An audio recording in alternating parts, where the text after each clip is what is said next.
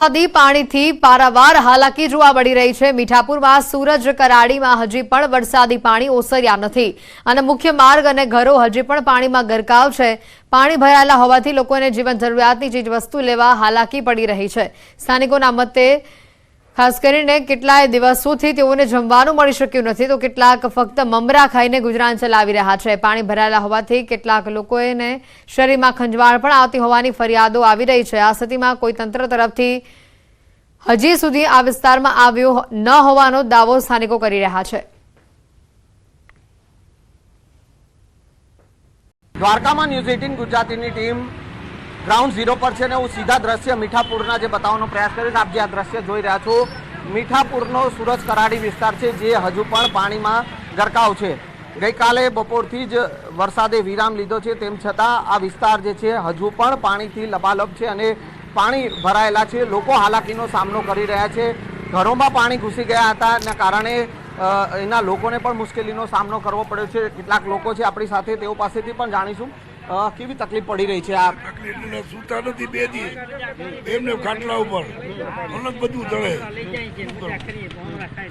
કેવી તકલીફ પડી રહી? આ તકલીફ આમ હમણાં ખાઈને મજા કરીએ છીએ, બાકી મજા કઈ નથી। વરસાદનું પાણી તો ભરાઈ ગયું। અમારા ઉદ્યોગમાં અટકલોજી પાણી છે એવું ને તો ખ્યાલ પડે તમને ખરેખર કેવી તકલીફ પડે છે।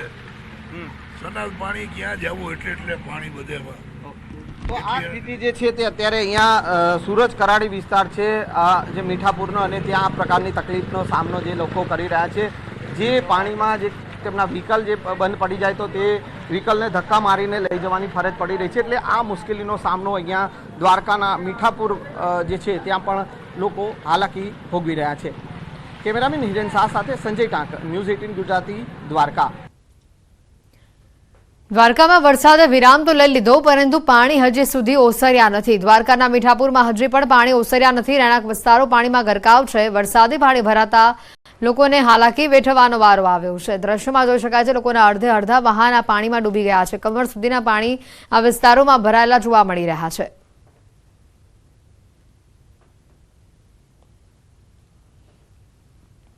દ્વારકાના કલ્યાણપુર પંથકમાં પણ ફરી એકવાર મેઘરાજાની પધરામણી થઈ છે। કલ્યાણપુર તાલુકાના જામગઢડા ગામે મેઘરાજાની તોફાની બેટિંગ જોવા મળી। જામગઢકા સહિતના ગ્રામ્ય વિસ્તારોમાં મેઘરાજાની તોફાની બેટિંગથી ખેડૂતોમાં ચિંતા જોવા મળી રહી છે। મેઘરાજા સતત આ વિસ્તારમાં વરસી રહ્યા છે ત્યારે મગફળી સહિતના પાકો માટે હવે આ વધુ વરસાદ આફત બનીને આવી શકે તેમ છે।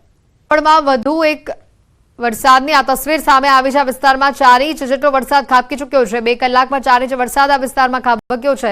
4 ઇંચ વરસાદ ખાબકતા વેરાવળના અનેક વિસ્તારો પાણી થયા છે। સૂત્રાપાડામાં પણ મેઘરાજાની તોફાની બેટિંગ જોવા મળી। સૂત્રાપાડામાં 2 ઇંચ જેટલો વરસાદ નોંધાયો છે।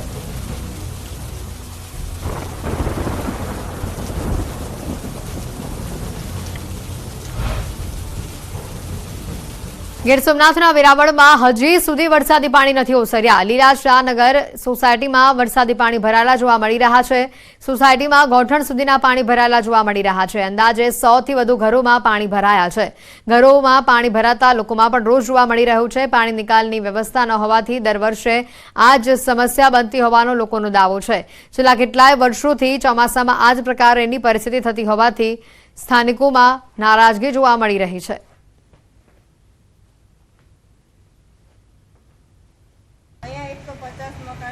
आज परिस्थिति दर ચોમાસે रजूआत करिए तो पण कहीं नहीं थતું। गटरना पाणी पंप आवे रात पाणी काढीने होय छे, सवारे पाछुं एटले कोई कायमी व्यवस्था तो छे ज नहीं। અને અમારે ઘરમાં પાણી કરશે ગંદુ જ પાણી। 3-4 ઇંચ વરસાદ પડે તો આખું લીલાશાનગર ભરાઈ જાય છે પાણી। છેલ્લા 25 વર્ષથી અમે આટલી રજૂઆતો કરીએ છીએ નગરપાલિકાને પણ દર વખતે પાણીનો પંપ મૂકી જાય, થોડું પાણી કાઢે, પાણી જાય ન જાય, વળી પાછી એની સમસ્યા જો ગયા આજે કાલે કાઢી લેતા પાછું એટલું ને એટલું પાણી છે। એટલે આ સમસ્યા કાયમી છે, એટલે કાયમી નિકાલ થાય એવી અમારી નમ્ર અરજ છે। ગીર સોમનાથથી વધુ તસવીરો આવી રહી છે। ભાલકા તીર્થમાં હજી પણ પાણી ઓસર્યા નથી। ધોધમાર વરસાદથી આ વિસ્તારમાં પાણી ભરાયેલા જોવા મળી રહ્યા છે। ભાલકા તીર્થ મંદિરેથી ચારે તરફ પાણી જ પાણી નજરે પડી રહ્યું છે। વેરાવળના અન્ય વિસ્તારોમાં પણ હજી પાણી ભરાયેલા જોવા મળી રહ્યા છે। વેરાવળના અન્ય વિસ્તારોમાં પણ હજી પાણી ભરાવાની આજે સ્થિતિ સામે આવી છે। ગીર સોમનાથના ઘણા ભાગોમાં વરસાદી પાણી જોવા મળી રહ્યા છે। વરસાદ બંધ થયો છે, પરંતુ આ પાણી હજી ઓસર્યા નથી, જેના કારણે રાહદારીઓ અને વાહન ચાલકોને વધુ હાલાકી વેઠવી પડી રહી છે. ઘોટણડૂબ પાણી ભરાતા ભાલકા તીર્થ મંદિર વિસ્તારની આ તસવીરો આપને બતાવી રહ્યા છે.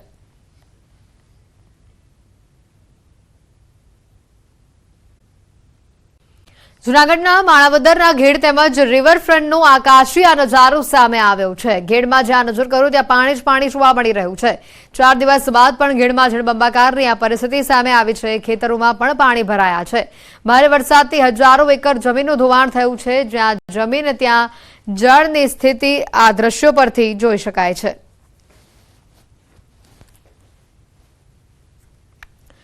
જૂનાગઢના આકાશી આ દ્રશ્યો સામે આવી રહ્યા છે. ગઢ પંથકમાં જે ભારે વરસાદ વરસ્યો હતો, જેના કારણે જળબંબાકારની પરિસ્થિતિનું નિર્માણ થયું છે. ઘણા ખેડૂતોના ખેતરોની અંદર પણ તળાવ જેવી પરિસ્થિતિ જોવા મળી રહી છે. સ્થળ ત્યાં જળની પરિસ્થિતિનું નિર્માણ થતા લોકોમાં પણ ચિંતા જોવા મળી રહી છે. સમાચાર આવી રહ્યા છે. મોચરા ગામે પહોંચ્યું ન્યૂઝ 18 ગુજરાતી. મોચરાથી કુતિયાણાનો હાઈવે પાણીમાં ગરકાવ થયો છે. અનેક ગામ બેટમાં ફેરવાયા છે. કડચ, બગસરા, ફુલરા, હંટરપુર બેટમાં ફેરવાયા છે. ભાથરોડ, બાલાગામ પણ આખું બેટમાં ફેરવાયું છે. પોરબંદરમાં જે રીતનો આ માહોલ જોવા મળી રહ્યો છે, વધુ માહિતી મેળવીશું. અંકિત અમારી સાથે ફોન લાઈન પર સંવાદદાતા જોડાઈ ચૂક્યા છે. અંકિત, જે રીતના આ દ્રશ્યો જોવા મળી રહ્યા છે, આખો વિસ્તાર બેટમાં ફેરવાયો તે પ્રકારની પરિસ્થિતિ, આપની પાછળ પણ જ્યાં નજર પડી રહી છે ત્યાં માત્ર પાણી જ પાણી જોવા મળી રહ્યું છે.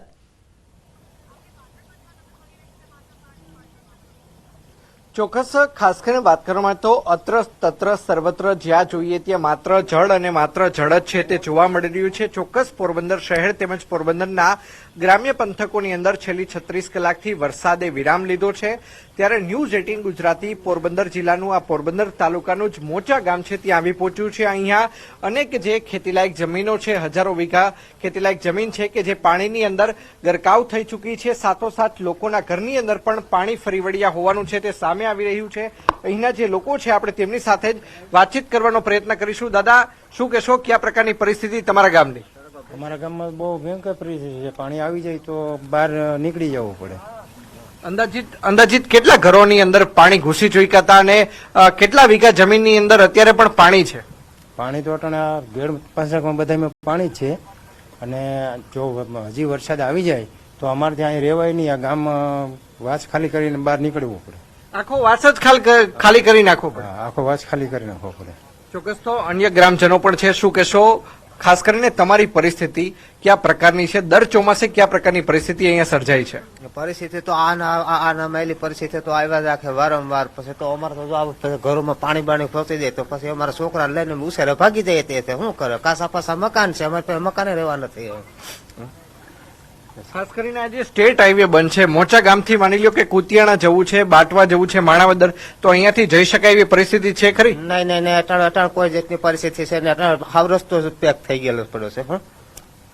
ચોક્કસ. તો અનેક ગામો છે કે જે સંપર્ક વિહોણા છે. કાકા, શું કહેશો, તમારા ગામની કયા પ્રકારની પરિસ્થિતિ છે? અમારા ગામની ભયંકર પરિસ્થિતિ છે સાહેબ. ક્યાંય નીકળાય નહીં. અંદર ને અંદર ઘરમાં જ રહેવું પડે.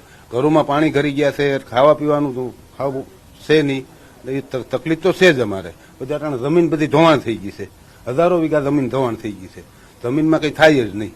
આવી પરિસ્થિતિ છે સાહેબ. ખાસ કરીને ઘેડ પંથકની વાત કરીએ, કેટલાક ખેડૂતો હોય છે કે જે વર્ષમાં 3 પાક લે, કેટલાક 2 પાક લે. ઘેડ પંથકનો જે ખેડૂત છે એ વાવણી ક્યારે કરી શકે ને વર્ષમાં કેટલા પાક છે ઘેડ પંથકનો ખેડૂત છે તે મેળવતો હોય છે? શિયાળાનો ચણાનો એક જ પાક લઈ શકે છે. શિયાળામાં જ થાય. બાકી તો 4 મહિને પાણી ભર્યું રહે. શિયાળામાં એક જ ચણાનો પાક લઈ શકાય. ચોક્કસ. તો જોઈ શકાય, હું દ્રશ્યો પણ બતાવી રહ્યો છું. અન્ય પણ લોકો આપણી સાથે છે. શું કહેશો, કે આ પ્રકારની પરિસ્થિતિ તમારા ગામની? અમારા ગામમાં તો ભયંકર પરિસ્થિતિ છે. આજ ઓછામાં ઓછા 4 દિવસ તો એક ધારો વરસાદ ચાલુ છે. આમ ઠેક ઠેકાણે પાણી છે. કાલ કળશની એક બોડી એક ભાઈનું એક્સપ્રેસ થઈ ગયું હતું. તેને અમે બોડીમાં અહીંથી એટલે પાણીમાં અમારે છે કળશ પુગાડવો પડ્યો હતો. એ હોડામાં અમારા માધોપુરના પીએસઆઈ સાહેબ શ્રી હતા, પછી એસડીઆર ની ટીમ હતી, એની સાથે લઈને અમે અહીંથી 2 કિલોમીટર લગન અમારે હાલીને છે જવું પડ્યું હતું. ત્યાં જઈને અમે હોડીમાં 5 જણાને, એ 5 જણાને જ ખાલી લઈ જવું. 4-5 જણા તો હજી અમારે 10 જણા તો હજી અહીં રોકાણા છે. 10 જણાને અમે અહીં રહેવાની વ્યવસ્થા કરી છે. હજી અમારે પાણી ઓસર્યું નથી. આ ઓછામાં ઓછું સાથે પાણી છે. હજી આથી આગળ વધારે પાણી છે. આ પાણી છે એ કેટલા દિવસ રહેશે? કારણ કે 36 કલાકથી તો વરસાદ બંધ થઈ ગયો છે, તેમ છતાં આ પાણી ઓસરતા કેટલો સમય લાગશે? આ પાણી ઓસરતા તો અમારે ઓછામાં ઓછા 10 દિવસ લાગશે. ઓલું પાણી ઓસરતા હજી ઓછામાં ઓછા 4 દિવસ તો લાગવાના છે. આ પાણી ઓસરતા 10 દિવસ આ રસ્તો બંધ જ રહેશે. ચોક્કસ. તો 10 દિવસ સુધી હજુ પણ આગામી આ સ્ટેટ હાઈવે છે તે બંધ રહેશે. હું કેમેરામેનને વિનંતી કરીશ કે તે આ દ્રશ્યો છે તે બતાવવાનો પ્રયત્ન કરે. આપણે આગળ જવાના છે તે પ્રયત્નો કરી રહ્યા છીએ. ચોક્કસ હાલ અત્યારે મોચા ગામે ગોઠણ ડૂબ પાણી છે. અહીંના જે ખેડૂતો છે તેમનું કહેવું છે કે ચોક્કસ ચોમાસાની અંદર જે ઘેડ વિસ્તાર તે પાણીની અંદર બેટની અંદર ફેરવાઈ જતો હોય છે, પરંતુ ઘેડના જે ખેડૂતો છે તે માત્ર વર્ષમાં એક જ પાક લઈ શકે તેમ છે, અને તે માત્ર ને માત્ર શિયાળાની અંદર કેટલાક જે ખેડૂતો છે તે ચણાનો પાક લે છે, તો કેટલાક જે ખેડૂતો છે તે ખાસ કરીને ઘઉંનો પાક લેતા હોય છે, પરંતુ મોટા ભાગના જે ખેડૂતો છે અહીંયા વધુ પ્રમાણમાં તે ચણાનો જ પાક લેતા હોય છે.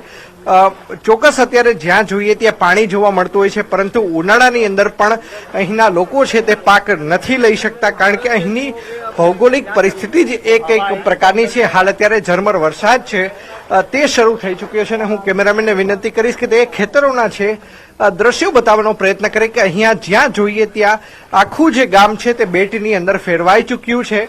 જે ખેતી લાયક જે જમીન છે, હજારો વીઘાની અંદરની આ જે જમીન દેખાઈ રહી છે, આ તમામ જગ્યાએ જ્યાં જોઈએ ત્યાં અત્ર તત્ર સર્વત્ર માત્ર ને માત્ર જળ છે તે જોવા મળી રહ્યું છે, અને આ સ્ટેટ હાઈવે છે તે બંધ હાલતમાં પડ્યો છે.